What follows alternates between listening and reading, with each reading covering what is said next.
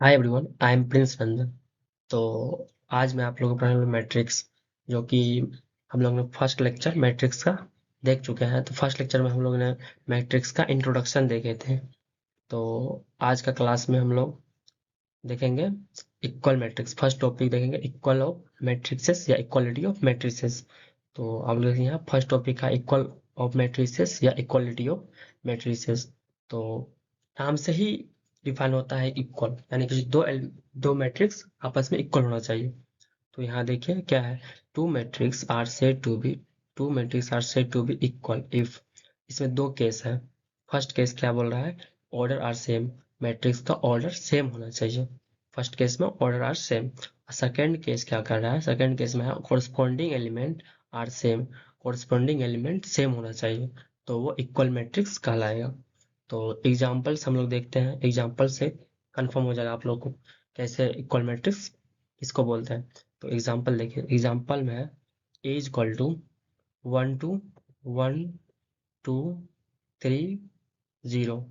तो ये 2 बाय 2 का मैट्रिक्स है। फिर बीम देखिए, यहाँ पे बीम है 1 2, देखिए 1 2 3 0।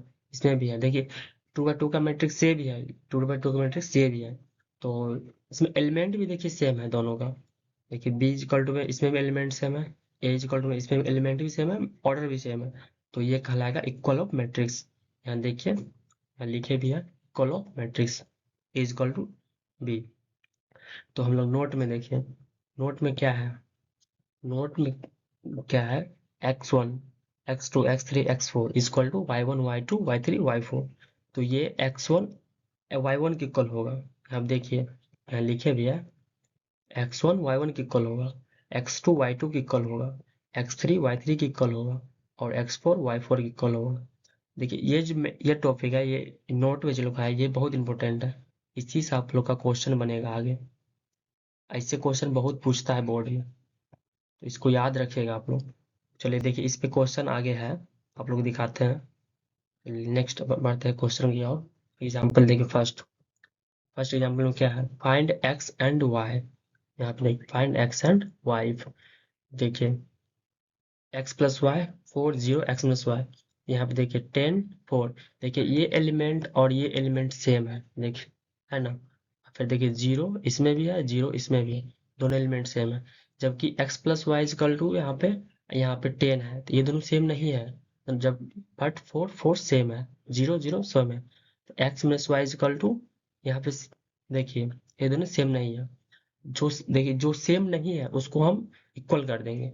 तो यहाँ पे देखिए सॉल्यूशन आप लोग देख सकते हैं। देखिए x plus y is equal to 10। देखिए यहाँ x plus y is equal to 10 किए हम लोग, ये इक्वेशन फर्स्ट हो गया, ये इक्वेशन फर्स्ट हो गया।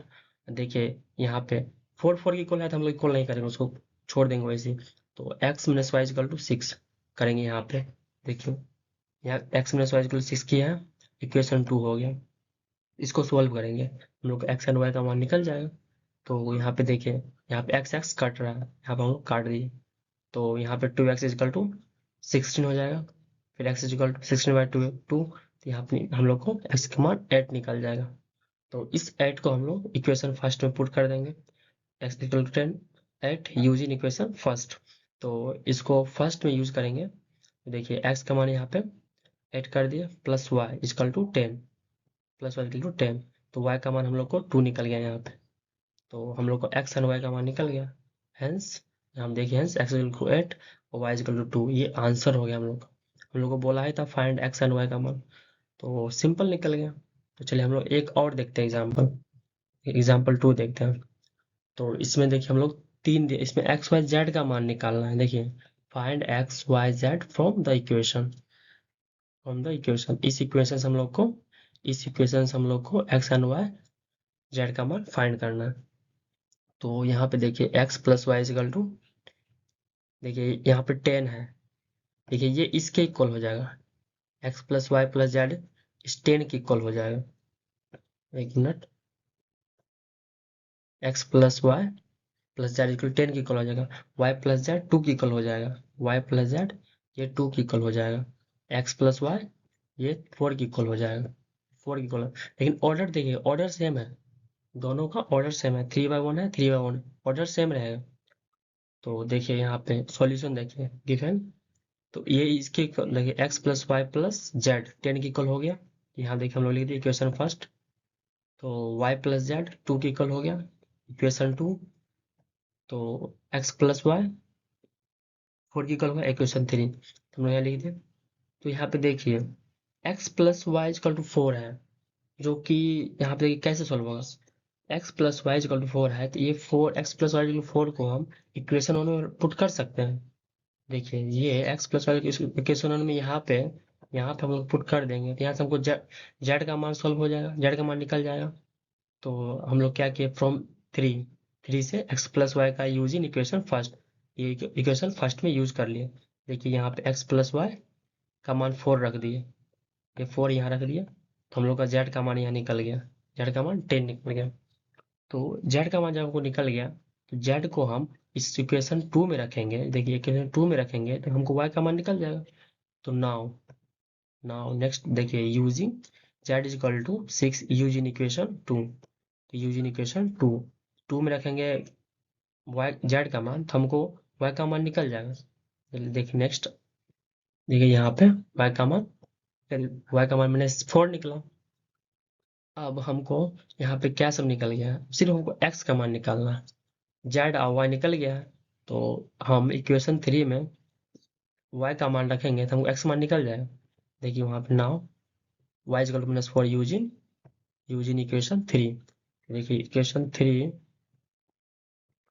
एक्स प्लस वाई 4 है, 4 है तो इसमें 4 रखें, -4 रखेंगे, क्या हो जाएगा, इस पार -4 जाएगा तो 8 हो जाएगा। तो यहाँ देखिए हम लोग को तीनों मान निकल गया, एक्स वाई जेड तीनों मान निकल। हेंस एक्स का मान 8, वाई का मान -4, जेड का मान 6, ये हम लोग का आंसर हो जाएगा। तो चलिए देखिए हम लोग आप क्लासिफिकेशन का और बढ़ते हैं। क्लासिफिकेशन बहुत इंपॉर्टेंट होगा, मैट्रिक्स क्लासिफिकेशन बहुत इंपॉर्टेंट है। ये आप लोग को आगे देखने को मिलेगा, क्वेश्चन जब सॉल्व करेंगे तो आप लोग को पता चलेगा कितना इंपॉर्टेंट है क्लासिफिकेशन। तो देखिए हम लोग का फर्स्ट है row matrix. Classification of matrix में फर्स्ट है रो मैट्रिक्स। देखिए फर्स्ट है रो मैट्रिक्स। रो मैट्रिक्स होता क्या है, देखिए यहाँ पे है a matrix has single row. जिसमें सिंगल रो रहेगा उसको बोलेंगे रो मैट्रिक्स। यहाँ पे देखिए सिंगल रो है, ये सिंगल रो है, ये R1 हो जाएगा, ये सिंगल रो है। बी इक्वल टू देखिए 1 2, ये सिंगल रो है। देखिए एम, देखिए या एम, यहाँ पे ये इसको 1 है जो इसको एम बोलते हैं, और 3 जो है इसको एन बोलते हैं, एम बाई एन मैट्रिक्स होता है। तो यहाँ पे रो 1 है और कॉलम देखिए 3 है, कॉलम 3 है। फिर इसमें देखिए बी इक्वल टू 1 2 में देखिए रो 1 है कॉलम 2 है, इसको बोलेंगे रो मैट्रिक्स। देखिए सेकंड में कॉलम मैट्रिक्स। कॉलम मैट्रिक्स क्या होता है, अ मैट्रिक्स है सिंगल कॉलम, जिसमें सिंगल कॉलम रहेगा उसको बोलेंगे कॉलम मैट्रिक्स। इसमें देखिए सिंगल कॉलम, देखिए इसमें रो 2 है, एक ये हो गया और एक ये, दो रो हो गया। कॉलम सिर्फ एक है, देखिए एक कॉलम, आपको देखिए एक कॉलम है, सिर्फ एक कॉलम है, तो देखिए 2 बाई 3 का मैट्रिक्स हो गया। तो इसको बोलेंगे कॉलम मैट्रिक्स। चलिए नेक्स्ट हम लोग आगे बढ़ते हैं। देखिए इसमें एक क्वेश्चन है, देखिए एक क्वेश्चन है, a matrix is row matrix as well as column matrix, then its order is, हम लोग को ऑर्डर पूछ रहा है। जो इसमें row matrix as well as column, मतलब साथ साथ कॉलम मैट्रिक्स भी होना चाहिए। तो देखिए इसमें रो 1 है लेकिन कॉलम, देखिए ऑप्शन ए में रो 1 है कॉलम 3 है, जो कि ये नहीं होगा। बी में देखिए इसमें रो 3 है और कॉलम 1 है, जो कि ये भी नहीं होगा। सी में देखिए रो 1 है कॉलम भी 1 है, तो ये आप लोग का सही होगा। ये इसको बोलेंगे हम लोग row matrix as well column matrix, row matrix के साथ कॉलम मैट्रिक्स, इसको बोलेंगे। डी नॉन ऑफ दीजिए, ये नहीं होगा। ऑप्शन सी आप लोग का करेक्ट आंसर हो जाएगा। देखिए नीचे आंसर भी लिखा हुआ है ए इक्वल टू ए 1/1। तो चलिए हम लोग नेक्स्ट आगे बढ़ते हैं, हॉरिजॉन्टल मैट्रिक्स। देखिए हॉरिजॉन्टल मैट्रिक्स, हॉरिजॉन्टल मैट्रिक्स किसको बोलते हैं, अ मैट्रिक्स हैज नंबर, देखिए यहाँ पे a matrix has number of row is less than number of column. देखिए यहाँ पे क्या कर रहा है कि a matrix has row is less than number of column. मतलब कि रो कॉलम से कम होना चाहिए, तो उसको बोलेंगे हॉरिजॉन्टल मैट्रिक्स। हमेशा रो अगर कॉलम से कम है तो उसको बोलेंगे हॉरिजॉन्टल मैट्रिक्स। देखिए यहाँ पे देखिए रो कितना है, रो 2 ही है। देखिए ये 2 ही रो है, जबकि कॉलम इसमें 3 है। देखिए इसमें कॉलम 3 है। एग्जाम्पल 1 ए में देखिएगा, एग्जाम्पल ए इक्वल टू देखिएगा, इसमें कॉलम 3 है जबकि रो 2 ही है। तो 2/3 का मैट्रिक्स है, तो इसमें देखिए कॉलम ज्यादा है रो कम है, तो ये हो जाएगा हॉरिजॉन्टल मैट्रिक्स। अब एग्जाम्पल बी में देखिए, B equal to A B C D P Q R S लगी, इसमें भी रो 2 ही है, रो 2 ही है, रो 2 ही है, कॉलम 4 है। 2/4 का मैट्रिक्स कॉलम 4 है, तो इसमें भी कॉलम ज्यादा है रो से, इसको भी बोलेंगे हॉरिजॉन्टल मैट्रिक्स। तो देखिए क्वेश्चन है देखिए, let A is equal to Aij m by n is horizontal matrix if, एक horizontal if, तो horizontal matrix इसको बोलेंगे। तो अभी हम लोग देखे हैं कि हमेशा कॉलम ज्यादा होगा रो से, उसको बोलेंगे horizontal matrix। तो ऑप्शन बी देखिए इक्वल है, m is equal to, option A देखिए m is equal to n है, तो ये नहीं होगा। ऑप्शन बी देखिए, ऑप्शन बी में यहाँ पे रो ज्यादा है, देखिए एम को रो बोलते हैं, एन को कॉलम बोलते हैं, तो यहाँ पे रो ज्यादा है और कॉलम कम है, तो ये भी नहीं होगा, ये गलत हो जाएगा। हमको रो कम होना चाहिए, कॉलम ज्यादा होना चाहिए। देखिए यहाँ पे रो कम है और कॉलम ज्यादा है ऑप्शन सी में, तो ये आपका करेक्ट हो जाएगा, इसको सही बोलेंगे। ये ऑब्जेक्टिव में पूछता है, ये बहुत मतलब ज्यादा ही ऑब्जेक्टिव पूछता है, हर एक साल एक ना एक क्वेश्चन आता ही है इस सब में से ऑब्जेक्टिव में, तो याद रखिएगा इसको। तो ऑप्शन सी आपका करेक्ट आंसर हो जाएगा। तो चलिए नेक्स्ट हम लोग आगे बढ़ते हैं, वर्टिकल मैट्रिक्स। वर्टिकल मैट्रिक्स उसको बोलेंगे, देखिए यहाँ पे vertical matrix, a matrix has number of row is more than number of column. मतलब उस मैट्रिक्स को बोलेंगे जिसमें रो ज्यादा होगा और कॉलम कम होगा, उसको बोलेंगे वर्टिकल मैट्रिक्स। हॉरिजॉन्टल में क्या था, कॉलम ज्यादा था रो कम था, वर्टिकल में कॉलम कम रहेगा रो ज्यादा रहेगा, उसको बोलेंगे वर्टिकल मैट्रिक्स। तो इसका भी एग्जांपल देखते हैं। तो इसका एग्जांपल देखिए, A is equal to A B C D E F. देखिए यहाँ पे इसमें रो 3 है, देखिए रो 3 है, कॉलम 2 ही है, कॉलम 2 ही है, इसको बोलेंगे वर्टिकल मैट्रिक्स। 3/2, यहाँ देखिए रो 3 है कॉलम 2 है, इसको बोलेंगे वर्टिकल मैट्रिक्स। देखिए बी में देखिए, बी इक्वल टू 1 2 3, इसमें देखिए इसमें रो 3 है, कॉलम एक ही है, रो 3 है और कॉलम एक ही है, इसको इसको ही बोलेंगे वर्टिकल मैट्रिक्स। तो एक क्वेश्चन है देखिए, let A is equal to A I J M by N is vertical if. देखिए वर्टिकल इफ, तो इसमें देखिए यहाँ पे, तो वर्टिकल मैट्रिक्स में क्या होता है, हमेशा रो ज्यादा होता है और कॉलम कम होता है। तो इसमें देखिए M is equal to, option A में एम इक्वल टू एन है, जो कि ये नहीं होगा, गलत है। तो ऑप्शन बी देखिए, इसमें रो ज्यादा है, क्योंकि ऑप्शन बी में रो ज्यादा है, एम ज्यादा है और कॉलम कम है, तो ये आपका करेक्ट आंसर हो जाएगा। इसमें देखिए ये हो जाएगा हॉरिजॉन्टल मैट्रिक्स, एम कम यानी कि जो रो कम है और कॉलम ज्यादा है, इसको बोलेंगे हॉरिजॉन्टल मैट्रिक्स। तो डी नॉन ऑफ दिस, देखिए ऑप्शन बी आपका करेक्ट आंसर हो जाएगा। तो नेक्स्ट हम लोग आगे बढ़ते हैं, 5 देखते हैं स्क्वायर मैट्रिक्स। स्क्वायर मैट्रिक्स क्या होता है, A matrix has number of row is equal number of column. A matrix has number of row is equal number of columns.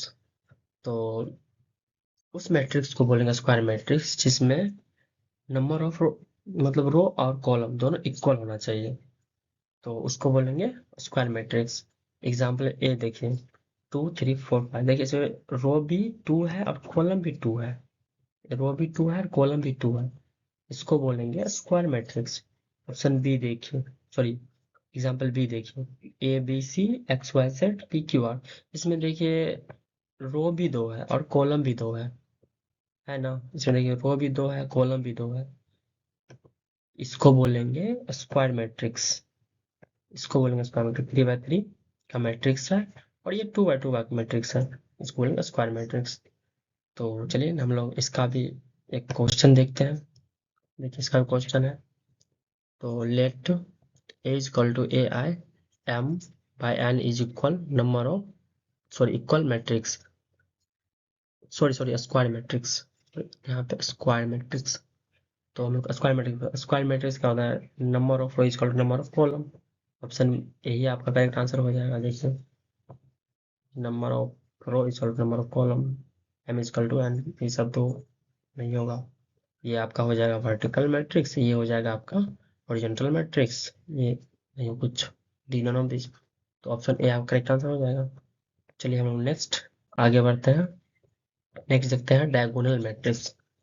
तो क्लासिफिकेशन मैट्रिक्स का 6 देखिए, 6 में है डायगोनल मैट्रिक्स। डायगोनल मैट्रिक्स क्या होता है, a square matrix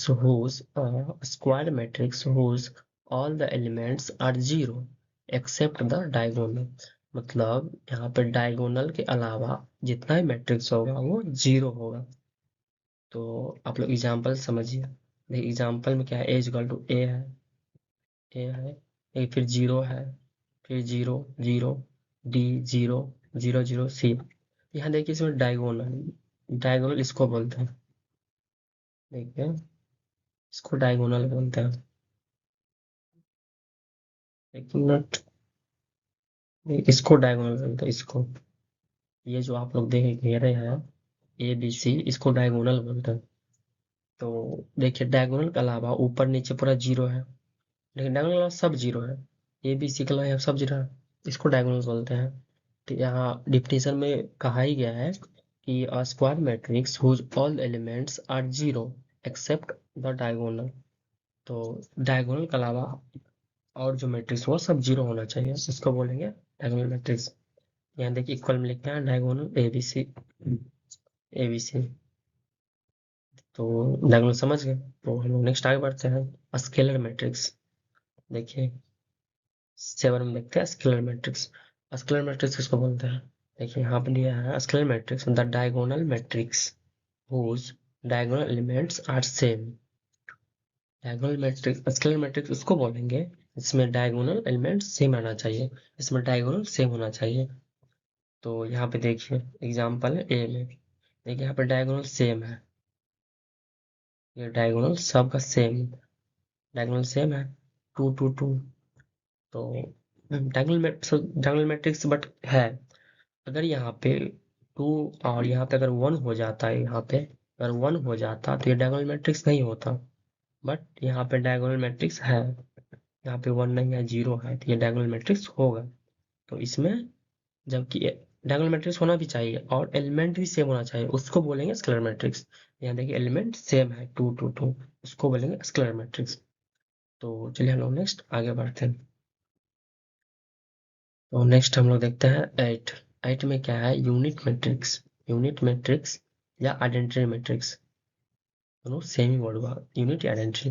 तो ये क्या होता है, the diagonal matrix whose diagonal element is equal to 0। देखिए यहाँ पे 1, diagonal matrix whose diagonal elements is equal to 1।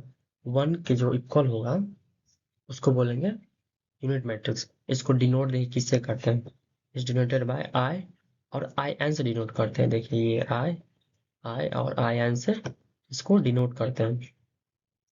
देखिए एग्जाम्पल से आप लोग समझ जाएंगे। एग्जाम्पल देखिए डायगोनल में 1, डायगोनल में 1 रहना चाहिए। देखिए डायगोनल में 1 है, देखिए डायगोनल है, डायगोनल में आपको देख लीजिए 1 है, इसको बोलेंगे डायगोनल। ये 2 बाय 2 का मैट्रिक्स है, इसको 2 बाय 2 I2 बोल सकते हैं, इसको आई से डिनोट करता है तो I2 बोल सकते हैं, तो I2 लिख सकते हैं। तो यहाँ देखिए 3 बाय 3 का मैट्रिक्स है, ये 3 बाय 3 का मैट्रिक्स है। देखिए इसमें भी डायगोनल 1 ही है, इसको बोलेंगे यूनिट या आइडेंटिटी मैट्रिक्स।